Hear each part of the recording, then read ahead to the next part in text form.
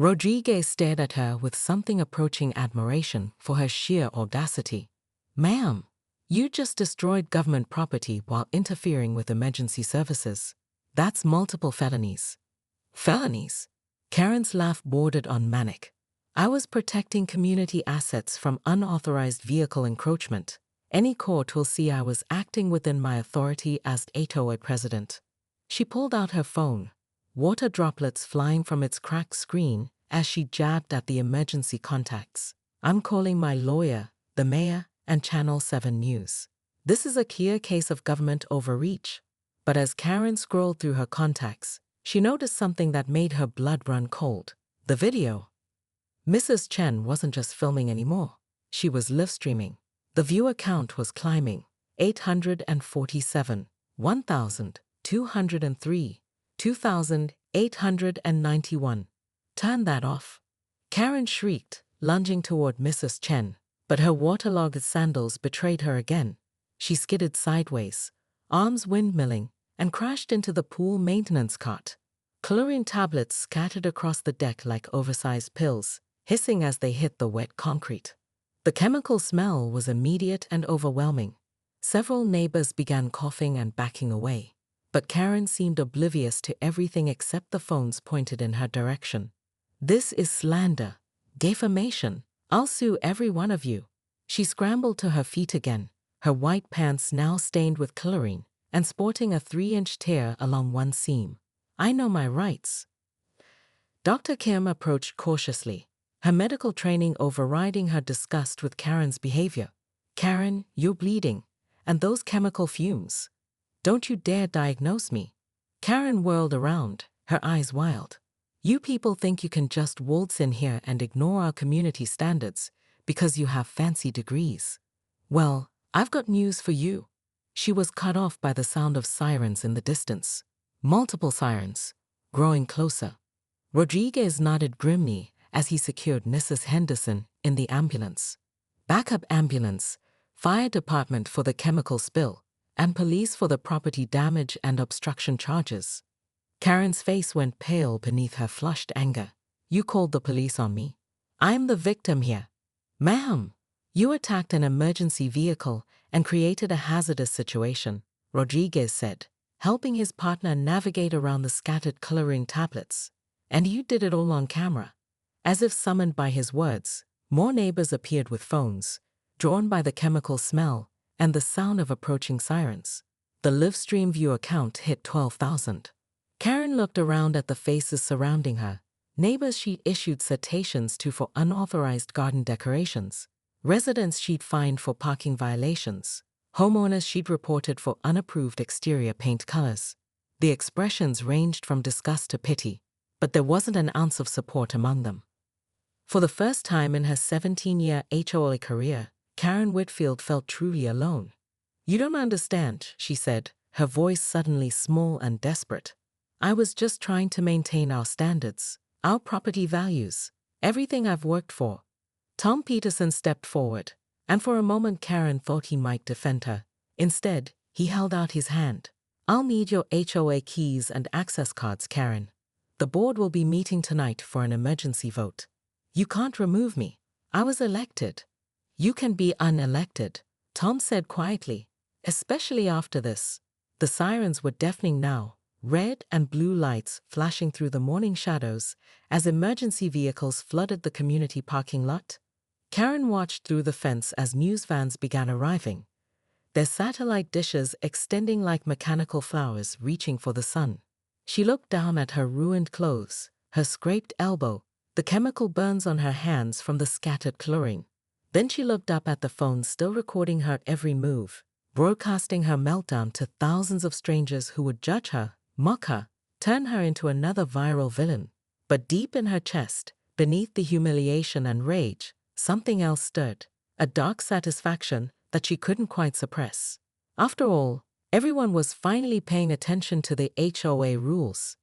And as the police cars pulled up to the community center, Karen Whitfield smiled for the first time that morning, straightened her torn, soaked clothes, and prepared to explain to the officers exactly why she had been right to defend her community standards.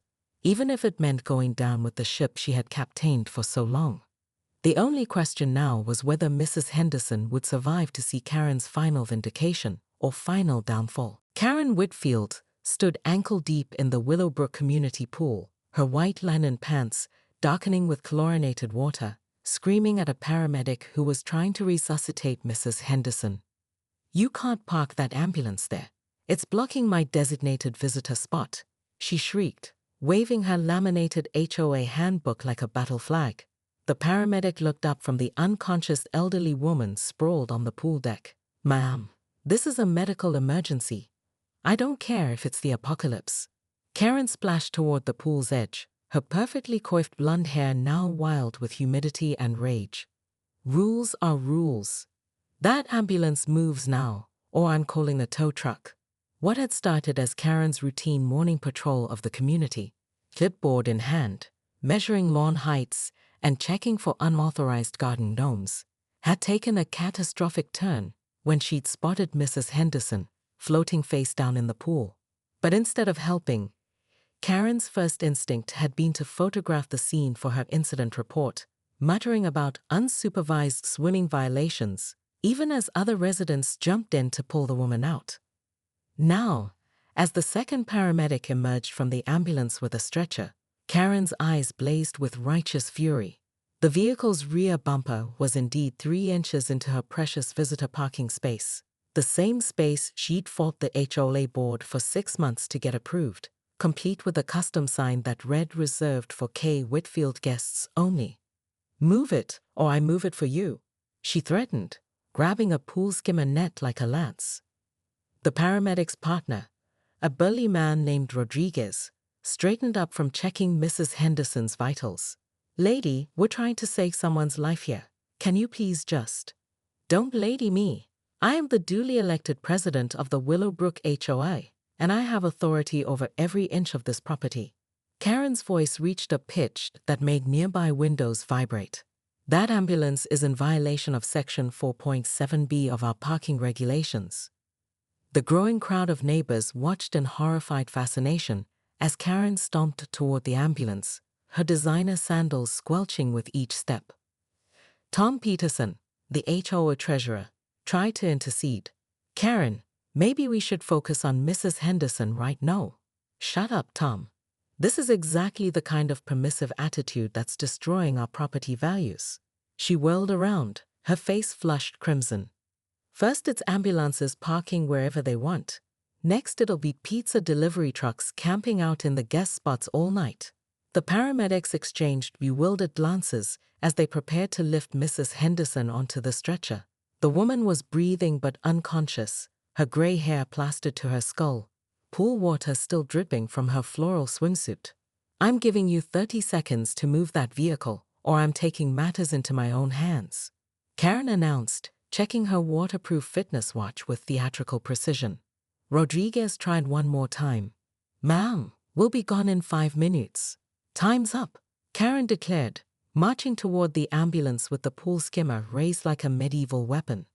The crowd gasped as she swung the net at the vehicle's side mirror, the plastic handle cracking against the glass with a sharp crack. "Karen!" Several neighbors shouted in unison. But Karen Whitfield was beyond reason now, her years of accumulated HOA grievances and petty power trips culminating in this moment of absolute authority. She had rules to enforce, and by God, she would enforce them, even if it meant going to war with the entire emergency services department. The paramedics stared in disbelief as the HOA president raised the broken skimmer for another strike, her eyes gleaming with the fervor of someone who had finally found her hill to die on. The pool skimmer shattered completely on Karen's second swing, sending plastic fragments skittering across the wet concrete. Undeterred, she grabbed a poolside umbrella, its heavy metal base scraping against the deck as she dragged it toward the ambulance like a battering ram. "Someone call the police," shouted Janet Morrison from apartment 3B, but Karen's laugh cut through the morning air like broken glass. "Go ahead, I am the law here." She hefted the umbrella's pointed end toward the ambulance's windshield. "Every emergency vehicle needs HOA approval before entering our property. It's in the community charter. Rodriguez stepped protectively in front of the ambulance. Ma'am, that's not how emergency services work. Don't mansplain municipal law to me. Karen's voice cracked with hysteria. I have a bachelor's degree in business administration and 17 years of HOA experience. The crowd watched in stunned silence as she advanced, the striped umbrella wobbling above her head. Mrs. Chen from the corner unit was filming everything on her phone, while old Mr. Kowalski stood slack-jawed beside the hot tub, still holding his morning coffee. That's when Karen noticed the cameras. Her neighbors weren't just watching, they were recording. Recording her moment of righteous authority. Recording what would surely become evidence of her dedication to community standards. Good, she declared, turning to face the growing audience. Let this be a lesson to everyone. The rules apply to all vehicles, whether they're delivering pizza or Karen hauled herself upright, pool water streaming from her clothes, and surveyed the damage. The ambulance's emergency light housing hung by a cluster of colorful wires, sparking intermittently. Her elbow throbbed, and she could taste blood from where she'd bitten her tongue during the fall. But instead of backing down, something primal and desperate surged through her. This was her community, her rules, her authority. And she'd be damned if she'd let it crumble over 3 inches of parking space. You see what happens when people don't follow proper procedures, she announced to the crowd, as if her collision with the ambulance had been intentional. Now there's property damage. Who's going to pay for this? The taxpayers, pretending to save lives. Dr. Sarah Kim, who lived in Building C, pushed through the crowd. Karen, Mrs. Henderson, could have brain damage from oxygen deprivation. Every second counts. Oh, spare me your medical drama.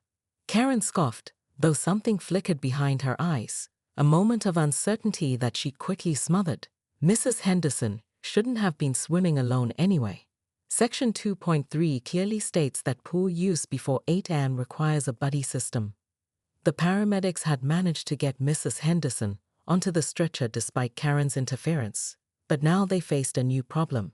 Karen had positioned herself directly behind the ambulance, umbrella raised like a javelin, blocking their only exit route.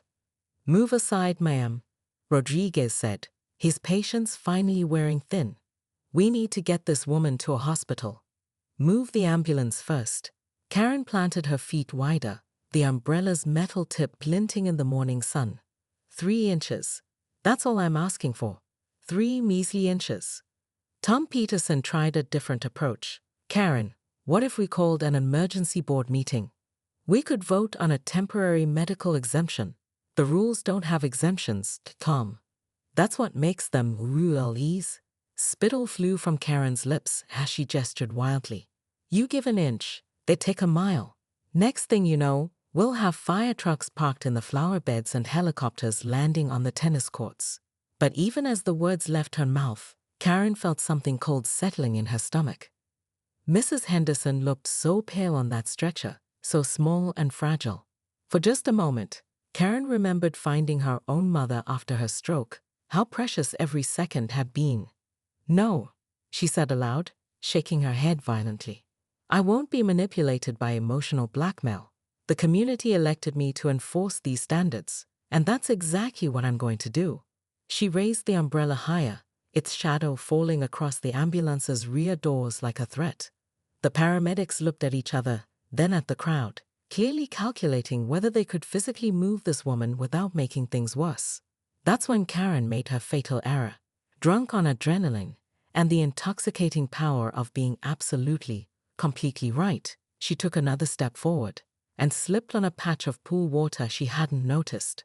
The umbrella went flying as Karen windmilled her arms, her designer sandals skating across the wet concrete. She crashed into the ambulance's rear bumper with a metallic thud, her elbow connecting with the vehicle's emergency lights in a shower of red and blue plastic. For a moment, the entire poolside fell silent except for the gentle lapping of water and the distant hum of the pool filter. Karen lay sprawled against the ambulance, her white pants now completely soaked, her hair hanging in wet strings around her flushed face. The broken emergency light flickered weakly above her head, casting erratic colors across the scene. She looked up to find 30 neighbors staring down at her, phone still recording, faces a mixture of concern, embarrassment, and barely suppressed laughter. And in that moment of clarity, Karen Whitfield realized she had crossed a line she couldn't uncross.